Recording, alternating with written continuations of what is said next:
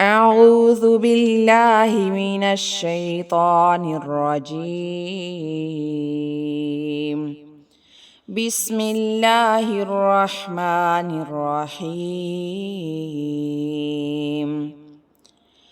يسألونك عن الأهلة قل هي مواقيت للناس والحج وليس البر بأن تأتوا البيوت من ظهورها ولكن البر من اتقى وأتوا البيوت من أبوابها واتقوا الله لعلكم تفلحون.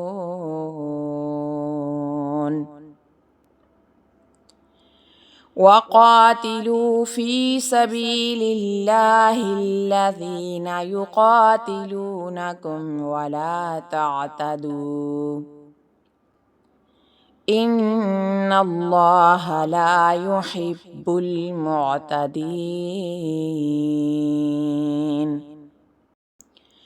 واقتلوهم حيث ثقفتموهم وأخرجوهم من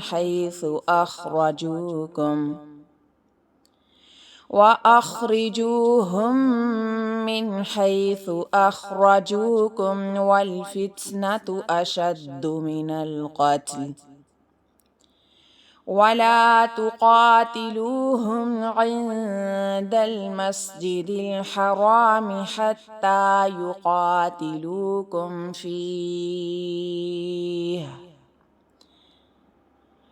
فإن قاتلوكم فاقتلوهم كذلك جزاء الكافرين.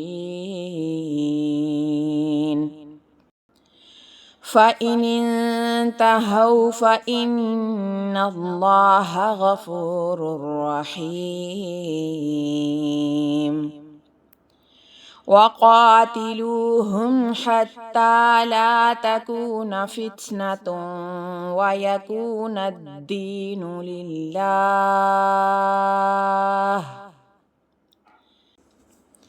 فإن انتهوا فلا عدوان إلا على الظالمين.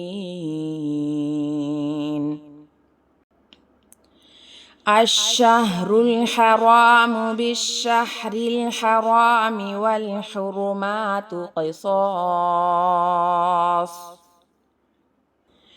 فمن اعتدى عليكم فاعتدوا عليه بمثل ما اعتدى عليكم واتقوا الله واعلموا أن الله مع المتقين.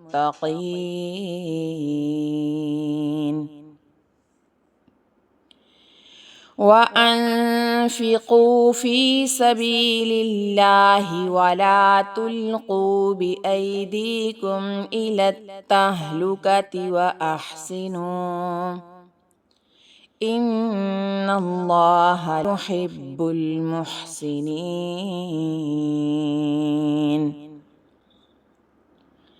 وأتموا الحج والعمرة لله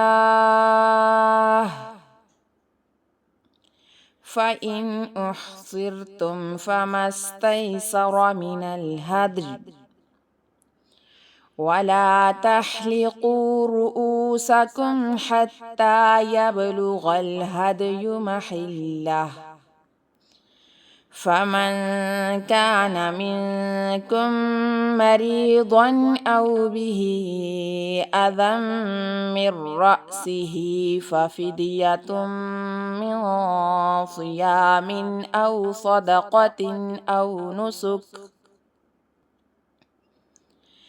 فإذا أمنتم فمن تمتع بالعمرة إلى الحج فما استيسر من الهدي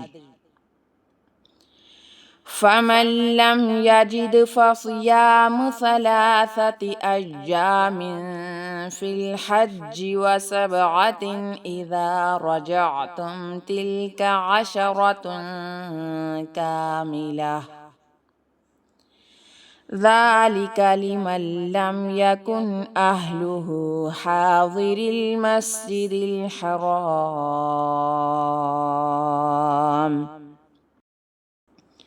واتقوا الله واعلموا أن الله شديد العقاب